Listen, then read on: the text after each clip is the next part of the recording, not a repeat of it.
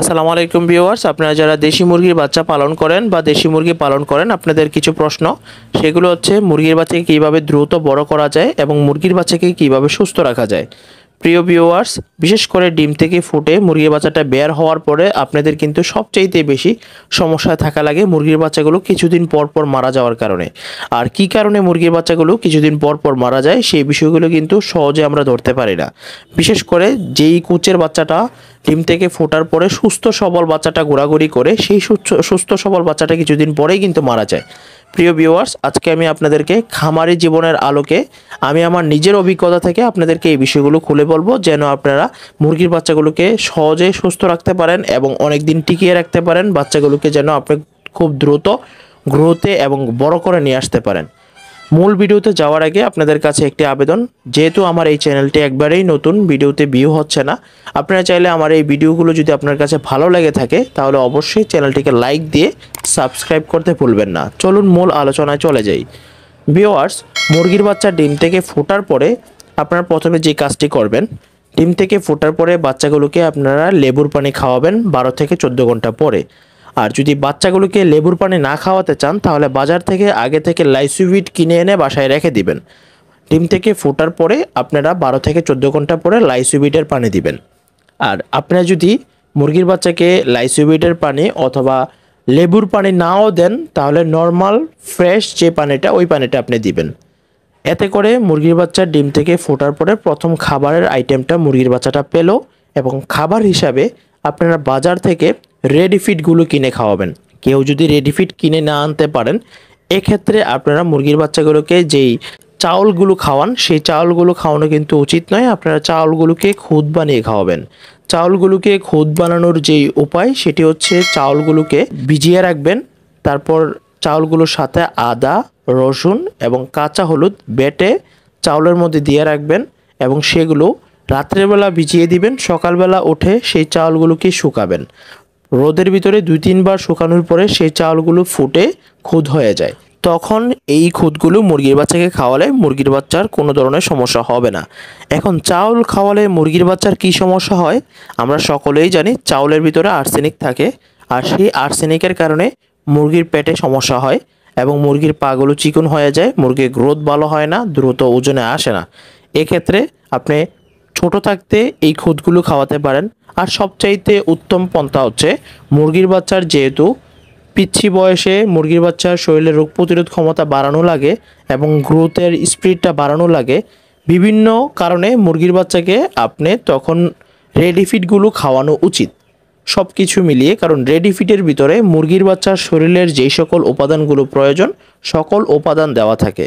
প্রিয় ভিউয়ার্স, তারপরে দ্বিতীয় কথা হচ্ছে মুরগির বাচ্চাগুলোকে সঠিকভাবে তাপ দিতে হবে। মুরগির বাচ্চাকে যদি আপনি খাবার খাওয়ান তাহলে হবে না, মুরগির বাচ্চাকে সঠিকভাবে তাপ দিতে হবে। এক্ষেত্রে মুরগি যদি মুরগির বাচ্চাকে সঠিকভাবে তাপ না দেয় তাহলে মুরগির বাচ্চাগুলোর পেটে নাভি ইনফেকশন হবে, অনেক সময় ব্রোডিং নিউমোনিয়াই হবে। এই সমস্যাগুলো হলে মুরগির বাচ্চা কিন্তু মারা যাবে। আপনার কাছে দেখে মনে হবে বাচ্চাগুলো সুস্থ, কিন্তু বাচ্চাগুলো হঠাৎ হঠাৎ মারা যায়। এক্ষেত্রে আপনি অবশ্যই বাচ্চাগুলোকে সঠিক তাপে রাখার চেষ্টা করবেন। এক্ষেত্রে আপনি কুচের যে মুরগিটি থাকবে মুরগিটির সাথে মুরগির বাচ্চাগুলোকে আটকিয়ে রাখবেন একটি জায়গায়। এক্ষেত্রে আটকিয়ে খাবার দিলে মুরগির বাচ্চাগুলো দ্রুত বড় হয় এবং বাচ্চাগুলো সঠিকভাবে তাপ পাবে। আর যদি আপনি পারেন লাইটে হিট দিতে তাহলেও আপনার লাইটে হিট দিতে পারেন। এখন আসি, যারা বাচ্চাগুলো কিনে নিয়ে আসবেন আপনারা কি করবেন। বাচ্চাগুলো কিনে নিয়ে আসার পরে প্রথমেই বাচ্চাগুলোকে জীবাণুনাশক দিয়ে স্প্রে করাবেন, তারপর লাইসোভিট খাওয়াবেন, তারপর হচ্ছে বাচ্চাগুলোকে আপনি রেডি ফিড খাওয়াবেন। রেডি ফিড প্রথম 1.5 মাস আপনি চেষ্টা করবেন রেডি ফিড খাওয়ানোর জন্য, কেননা প্রথম 45 দিন যদি আপনি রেডি ফিড খাওয়ান তাহলে বাচ্চার গ্রোথ খুব দ্রুত বাড়বে। তারপরে আপনি বাচ্চাগুলোকে মাখা খাবার দিবেন। মাখা খাবার হিসাবে আপনি কিছু ফিডের সাথে কিছু খুদ এবং কিছু বসি একসাথে মিক্স করে মাখা খাবার দিলে বাচ্চাগুলো খুব দ্রুত খায় এবং বাচ্চাগুলো মাখা খাবার কিন্তু মুরগির শরীরের ওজন খুব দ্রুত বৃদ্ধি করে। তবে এই জায়গায় একটি বিষয় লক্ষণীয়, মাখা খাবার খাওয়ানোর মাধ্যমে বাচ্চার কিন্তু ঠান্ডা লাগতে পারে। এক্ষেত্রে যদি বৃষ্টি বাদলা হয় তাহলে আপনার মাখা খাবার খাওয়ানোর দরকার নাই, শুধু শুকনা যেই দানাদার খাবারগুলো হয় সেই দানাদার খাবারগুলো অর্থাৎ ফিডগুলো যেগুলো হয় এগুলো আপনি খাওয়াবেন। প্রিয় ভিউয়ার্স, তার সাথে মুরগির বাচ্চার টিকা খুবই গুরুত্বপূর্ণ। আপনারা যারা মুরগির বাচ্চাগুলোকে টিকা দেন না, ভ্যাকসিন করান না, এই কাজটি কিন্তু মুরগির বাচ্চার জন্য খুবই হার্মফুল।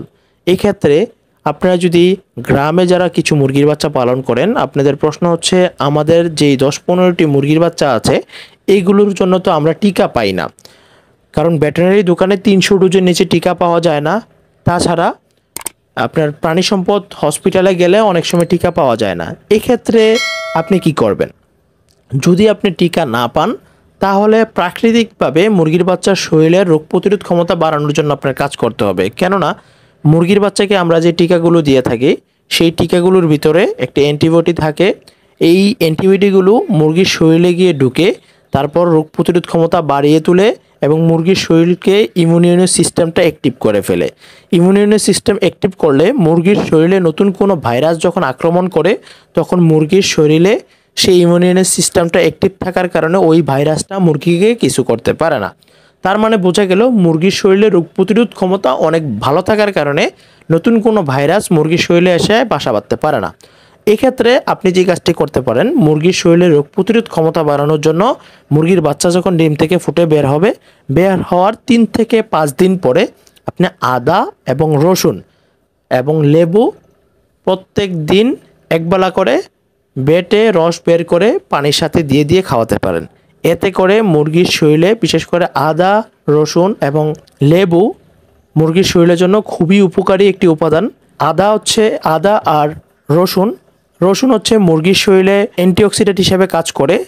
আদা হচ্ছে মুরগির শরীরে হজম শক্তি বাড়ায় এবং মুরগির খাবার খাওয়ার রুচি বাড়ায়, এবং লেবু হচ্ছে মুরগির ভিটামিন সি এর ঘাটতি পূরণ করে। ঠান্ডা সর্দি জ্বর মুরগিকে দ্রুত আক্রমণ করতে পারে না, এবং ভিটামিনের সি এর ঘাটতি পূরণ থাকলেই মুরগির রোগ প্রতিরোধ ক্ষমতা মোটামুটি ভালো থাকে। আপনি এই 3টি উপাদান প্রথম 5 থেকে 7 দিনের মধ্যে আপনি কোর্স করানো শুরু করবেন। এক্ষেত্রে আপনি প্রথম 55 দিন পর্যন্ত আপনি এটি প্রত্যেক দিন একবেলা করে খাওয়াতে পারেন। এতে কোনো সমস্যা নাই, কারণ এটি হচ্ছে প্রাকৃতিক উপাদান, আর প্রাকৃতিক কোনো উপাদানের সাইড এফেক্ট হয় না। সামান্য কিছু সাইড এফেক্ট হয়, এতে মুরগি মারা যাবে না বা এতে মুরগি বিপদ নিয়ে আসবে না। প্রিয় ভিউয়ার্স, আশা করি আপনারা বিষয়টি বুঝে ফেলেছেন।